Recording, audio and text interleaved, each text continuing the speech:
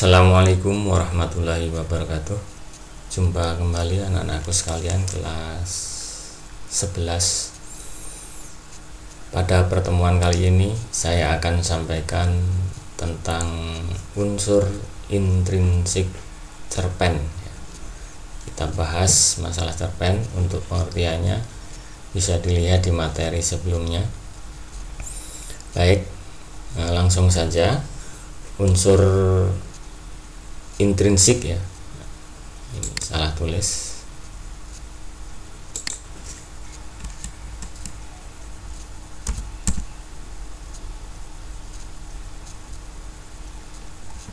Ya, unsur intrinsik cerpen yang kita bahas, cerpen ini adalah unsur yang membentuk cerpen dari dalam. Maksudnya, unsur-unsur ini bisa kita temukan ketika kita membaca cerpen itu sendiri, ya. Jadi semua unsur itu bisa kita temukan setelah kita membaca cerpennya. Nah, itu yang disebut dengan unsur intrinsik cerpen, ya. Apa saja unsur intrinsik cerpen? Yang pertama, tema atau gagasan utama yang menjadi dasar cerita atau jalannya cerita. Nah, misalnya kalau tentang anak sekolah, berarti temanya adalah pendidikan, ya. Bisa juga mungkin temanya tentang akhlak, kalau dalam cerpen itu menceritakan tentang akhlak seseorang, ya, atau berbakti kepada orang tua jika ceritanya bercerita tentang seseorang yang hidupnya sangat patuh dan taat pada orang tua. Itu contoh tema. Yang kedua, alur atau istilahnya adalah plot, ya. Nah, apa yang disebut dengan alur atau plot? Plot atau alur adalah tahapan atau urutan jalannya cerita pendek atau cerita.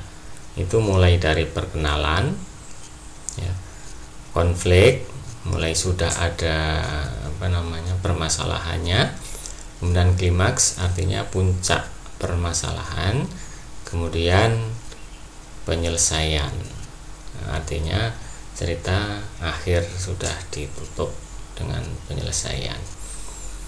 Nah, alur ini ada 3 macam, ya. Yang pertama, alur maju. Alur maju ini jika jalan ceritanya urut dari awal sampai akhir. Lebih mudahnya gambarannya seperti ini. Jika kalian ini posisinya, ya, sekolah itu sudah melewati tahapan dari TK, SD, kemudian SMP, saat ini adalah SMA. Jika itu dijadikan sebuah alur cerita, maka untuk yang jenis cerita alur maju, kalian langsung mengawalinya dari pengalaman di TK. Kemudian maju lagi diceritakan tentang waktu sekolah di SD. Kemudian maju lagi diceritakan tentang pengalaman sekolah di SMP. Kemudian maju sampai di SMA saat ini. Nah, jadi urut dari TK sampai cerita akhirnya posisi di SMA, itu namanya alur maju, ya. Yang berikutnya adalah alur, ya, mundur. Bagaimana contoh alur mundur? Alur mundur itu tadi saya ceritakan misalnya pengalaman kalian dari TK sampai SMA, ya. Nah, seandainya cerita dibuat, ya, langsung awalan cerita itu mengisahkan kalian saat ini yang sedang berada di SMA, diceritakan terus tiba-tiba atau dilanjutkan ceritanya kembali mengulang cerita pengalaman di TK, kemudian pengalaman di SD, kemudian pengalaman di SMP, ya. Nah, itu namanya alur mundur. Nah, yang ketiga adalah alur campuran, ya. Bagaimana alur campuran? Alur campuran adalah alur yang maju mundur. Misal yang tadi cerita pengalaman dari TK, SD, SMP, dan SMA kita buat cerita, maka kalian mengawalinya dari cerita di SD, kemudian mundur ke pengalaman di TK. Itu artinya alurnya mundur, yang tadinya diceritakan SD tiba-tiba mundur ke situ. Nanti setelah itu maju ke pengalaman di SMP, ya. Nah, itu namanya tadi ada majunya, kemudian ada mundurnya, ya. Jadi misalnya cerita langsung SD ke SMP, tiba-tiba cerita ke pengalaman TK, itu kemudian maju lagi sampai pengalaman SMA, itu namanya alur maju mundur. Saya kira cukup jelas. Yang berikutnya adalah setting, ya, setting atau latar tempat, ya, atau latar, ya, setting atau latar. Saya garis miringnya, setting atau latar. Nah, setting atau latar ini ada 3 macam, yaitu meliputi latar tempat, kemudian latar waktu, dan latar suasana. Itu yang ada dalam cerita pendek. Latar tempat itu ya misalnya kalau kita menceritakan misalnya sedang berada di halaman sekolah, ya, kemudian berada di teras rumah, berada di rumah sakit, itu namanya ceritanya. Misalnya ketika saat seseorang berada di rumah sakit, atau saat berada di depan rumah sedang mungkin duduk-duduk santai ngobrol, itu latar tempat. Berikutnya latar waktu, misalnya sore hari, ya, disebut di situ sore hari, pagi hari, atau malam hari, ya, atau hari apa tanggal sekian jam sekian, itu latar waktu. Yang berikutnya adalah suasana. Suasana bisa senang, sedih, kemudian seram atau mencekam. Nah, itu misalnya kalau suasana malam, ya, jam sudah menunjukkan jam 2, pukul 2 malam, ya. Terasa sangat sunyi sekali, hanya sesekali suara jangkrik dan suara burung hantu. Nah, itu jadi ada latar waktu malam, ada suasana yang mencekam, ya. Tiba-tiba muncul bayangan berkelebat, ya, putih-putih. Nah, itu misalnya, ya. Ya, itu tentang latar. Jadi latar ada 3, ada latar tempat, latar waktu, dan latar suasana. Yang keempat, tokoh, ya. Tokoh adalah pelaku dalam cerita, ya. Setiap tokoh mempunyai watak-watak tersendiri. Nah, kalau watak tokoh itu ada dalam penokohan. Makanya sifat dari tokoh yang tercermin dari perilaku, sikap, atau ucapan, atau pikiran dan pandangannya terhadap satu hal. Ya. Untuk menceritakan watak tokoh ini ada beberapa cara. Yang pertama, metode analitik. Maksudnya sifat tokoh langsung digambarkan yang secara langsung dalam cerita. Misalnya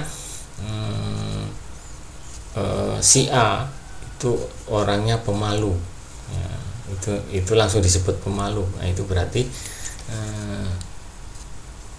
karakternya disebut secara langsung atau metode analitik. Kemudian ada metode dramatik, menggambarkan sifat tokoh digambarkan secara tidak langsung dengan menggambarkan fisik, percakapan, atau reaksi tokoh lain. Misalnya kalau dari fisik itu, kalau orang pemberani itu misalnya disebutkan badannya tinggi besar, kumisnya tebal. Nah, itu misalnya. Ya, atau kalau dari percakapan misalnya, kalau orang pemalu misalnya digambarkan dia tidak banyak berbicara, hanya sesekali saja ketika ditanya. Jika tidak ada pertanyaan, maka dia biasanya hanya diam dan mendengarkan cerita-cerita dari teman-temannya. Nah, itu misalnya kalau penggambaran sifat pemalu. Yang berikutnya, sudut pandang. Sudut pandang adalah cara cerita, atau intinya begini saja. Ketika seseorang menceritakan mungkin diri sendiri atau orang lain dengan tokoh-tokoh yang diberi nama, nah itu namanya sudut pandang. Kalau dia misalnya ini menceritakan diri sendiri, sebut saja sudut pandangnya orang pertama. Dia ada dua sudut pandang. Yang pertama sudut pandang orang pertama, yang kedua, yang pertama ini sudut pandang orang pertama, yang kedua sudut pandang orang ketiga.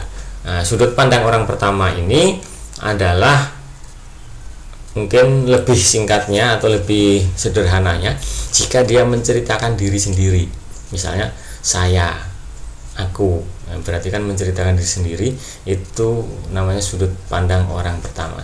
Nah, jika menceritakan orang lain, ya misalnya dia diceritakan ya dia, atau sebut langsung nama, misalnya Pak Parjo sedang berjalan menuju rumahnya dengan tergesa-gesa karena ketika masih bekerja dia mendapat telepon bahwa anaknya sakit keras, maka dia segera bergegas minta pamit kepada bosnya untuk pulang. Nah, itu berarti kita menceritakan orang lain ya, itu sudut pandang orang ketiga. Itu bisa diubah dengan sudut pandang orang pertama. Kalau dia menceritakan di sini misalnya, hari ini saya cepat pulang dari kantor karena mendadak mendapat telepon bahwa anak saya sakit keras, sehingga saya minta izin kepada bos untuk segera pulang. Itu orang pertama. Nah, untuk sudut pandang orang pertama ya, ini ada sebagai pusat perhatian. Jadi semua cerita itu pokoknya tentang saya, tentang aku. Kebanyakan cerita tentang itu, sedangkan yang lain-lainnya hanyalah sesekali muncul. Itu pelaku utama. Jadi saya sudut pandang pertama sebagai pelaku utama. Ada pelaku sampingan. Jadi aku, cerita saya muncul dalam cerita itu hanya misalnya sebagai pengantar dan penutup cerita saja. Baik, itulah sudut pandang. Jadi ada orang pertama, ada orang ketiga. Enggak ada sudut pandang orang kedua ya, jangan salah. Kemudian yang ketujuh, amanat, yang terakhir ini ya, yaitu pesan moral atau pesan-pesan kebaikan yang ingin disampaikan kepada pengarang kepada pembaca melalui cerita. Itu ya. Jadi inilah yang disebut dengan amanat. Jadi setelah membaca cerita kita bisa menyimpulkan hal-hal yang baik dan juga menyimpulkan bahwa ini buruk dan harus dihindari. Itu namanya pesan atau amanat dalam cerita. Jadi ingat, saya simpulkan sekali lagi bahwa unsur intrinsik cerpen itu ada 7, yaitu tema, alur atau plot, kemudian setting atau latar, kemudian tokoh ya, tokoh atau kemudian yang kelima penokohan ya, bedanya ini tokoh adalah orangnya, kalau penokohan adalah wataknya. Kemudian yang keenam sudut pandang, dan yang ketujuh adalah amanat atau pesan moral ya. Demikianlah penjelasan singkat tentang unsur intrinsik cerpen. Mudah-mudahan bermanfaat untuk kalian semuanya, dan saya akhiri, wabillahi taufiq wal hidayah.